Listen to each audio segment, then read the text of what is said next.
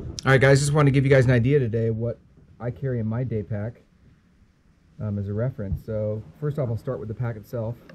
I use the REI Co-op, the Flash 22.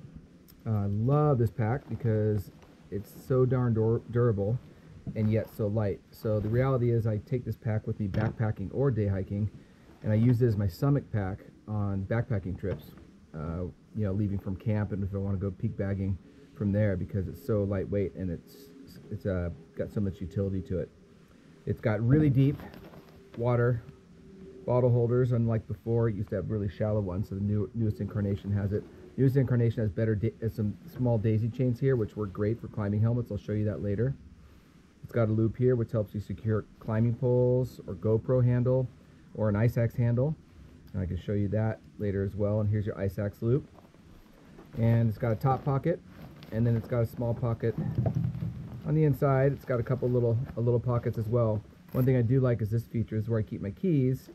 If you're going hiking, I go ahead and throw my car keys onto this, and I know when I'm done, I tuck it in. That way it's kind of out of the way. It's not going to get messed with during the course of the hike. I know that's where they're going to be when everything's said and done. It also has a loop here if you want to use this as your key holder as well. All right, so what else do I carry? I always carry sunglasses, and since I'm getting up the age, I'll carry sunglasses, but also carry an older pair of reading glasses as well if I need to read a map or if I need to read something small on my phone. So both fit in this case right here. On the pack itself, I carry an emergency whistle. You never know, never had to use it. If nature calls, I've got my trusty orange shovel and toilet paper. Got sunscreen. God knows I've not been very diligent about wearing sunscreen all my life, but I try to be better now. I always got my cell phone. I always have 2 water bottles for most hikes. If I go on a desert hike, I might take a 1/3 liter, but otherwise I'll take 2. I've got my 10 essentials bag, which we'll go over in detail later. I always carry my SLR camera.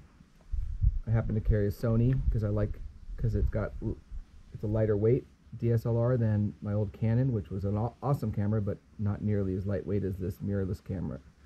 And on it, I just picked up the Peak Design holder, so now on my strap of my backpack, I can actually attach this thing, and it's easy release, so I could utilize it in the field a lot better than I used to when I had it stored inside my pack.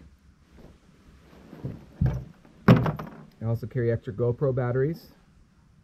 My GoPro, which I'm filming on now, so I don't have it, but I have a GoPro handle, and I always have a sun hat as well. If it's colder, of course, I've got other clothes. But what I like about this pack is you've got room for your food, and you've got room to put your clothes in as you need to de-layer if the day is getting warmer and warmer. All right, guys, so let me go over some of what I consider the essentials of hiking, just to make sure that you're as safe as possible. I already mentioned this before, but having a security whistle, just secure that to the outside of my backpack. Chances are if you need to blow that thing, you're not going to want to have to be rummaging after it, so it's better to just have it on the outside of your backpack. I failed to mention before, but always carry hiking sticks. For me personally, I think it makes for a more efficient workout going uphill, and it saves my knees and ankles and hips going downhill. But I also use it to secure another essential, and I always take some extra duct tape and I wrap it around the walking stick. If you don't normally take walking sticks, and you're going to probably want to take some duct tape anyways, maybe wrap it around your GoPro handle or something like that. All right, within my 10 essentials kit, which I carry, I always have a small first aid kit. It's got the antiseptic wipes, all the some bandages and things in there, scissors. I keep my extra moleskin in here for any blister repair.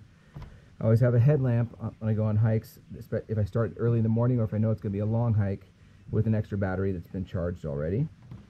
Keep an ace bandage in case somebody with you or yourself turn a knee, turn an ankle. Waterproof matches as well.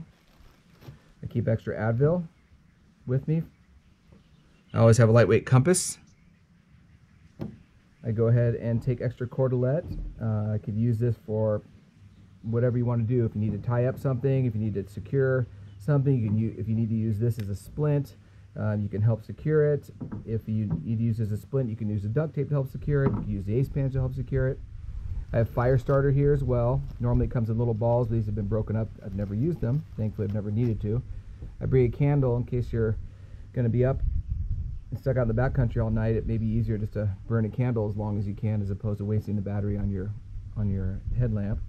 And of course, I always have a map too, whether it be on your phone, but your phone better be fully charged, or you better have a paper map as well, so in case you do get lost, and inevitably it's going to happen on the trips you don't think it's going to happen on. So it's a good idea to have this as well. And that covers the 10 essentials. Now I'll go over some more optional things you may want to bring into your day hike as well, depending on what kind of conditions you're going to be hiking in. Alright guys, so here's the most common optional things I might bring with me on a trip. And if I'm going on a day hike that I know is going to be passing by a lot of water supply, I always bring a water filtration unit. You can see the video that will be posted linked at the end of this video for that particular video. And the reason for that is I hate to load up on too much water at the beginning of a hike if I know it's going to be a long day, because then I've got extra weight to carry, especially if I know there's going to be water along the way. This weighs virtually nothing. And also, if I know there's going to be water supply that I can filter, then I'm sort of more free to drink the water I have, and I ultimately will get less headaches and be less affected by the altitude for that reason. So I love bringing a small water filter on long day hikes. I also like bringing pretty cheap Blue Hawk gloves. These are two rights. I normally have two lefts to show you, or right and a left to show you. But these Blue Hawk ones I just get at a local hardware store. I think they're $6 or something like that. They work really well, whether it's warm, whether it's cold out, or if you have a long day of climbing rocks and you don't want to braid your hands. They work out great for long days of rock climbing as well. So I'll use these on sandstone. I'll use them for granite, whatever I need to. But I bring those along for those type of hikes.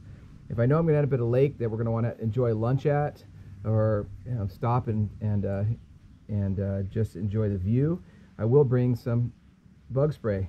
Nothing can ruin a nice, cozy lakeside resting spot more than a bunch of mosquitoes. So I go ahead and bring this with me on those type of hikes. And if I know it's going to be a sand slog and I'm going to end up with lots of sand potentially in my shoes, I just bring some gaiters to fit over my boots to minimize the amount of sand and such that just gets within your boots and you keep having to change them. So I'll throw these on for those type of hikes as well. So that's pretty much the alternative stuff I'll bring.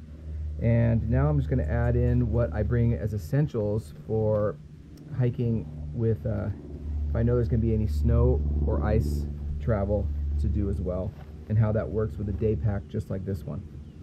Some of the stuff I'll bring then if I'm going on any particular climbs that involve snow or ice or glacier travel. Certainly you don't want to be unprepared for something like that, especially if you get too close to your destination and you have to be turned away just because you're unprepared. So it certainly helps to bring your crampons. You have to bring your crampons if you're going to negotiate snow and ice. I happen to bring Black Diamond ones. I bring them in a crampon bag because it's got this nice thick vinyl on the bottom that can be daisy chained up to the outside of the pack, which I'll do sometimes if my pack happens to be fuller, but right now I'm just going to go throw it on the inside. I also bring gaiters that are long gaiters, waterproof on top and the bottom, and these fit over the boots. This has got thicker material, so in case your crampons scratch against it, it won't rip it. I've had this particular pair for literally 25 years, OR, so it's these things are bomb-proof, these OR gaiters. Roll those up. Those go in the pack as well. All right, let's close up the pack. I'm going to show you how to secure an ice axe very easily to the pack. What I'll do, you can use this loop right here, ice axe loop, thread it through right over the top, and then this flash pack has this great little secure strap right here where you can tighten it up and it's ready to go. And now one thing that was nice is how the flash packs added these little daisy chains. So now when you put your helmet, whether you bring your helmet whether you're going on ice or if you're doing some rock scrambles, but normally this helmet sort of hangs off the back of your back, it moves all around, it makes noise, it gets very annoying, and it's a bit uncomfortable. Now with the daisy chain on both sides, like this, you can just strap it on, and you are ready to go. This thing is pretty solid when it comes to walking along. All right, and so let's go ahead, put the pack in place.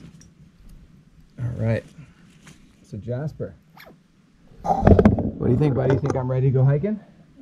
Shall we go? Let's do it.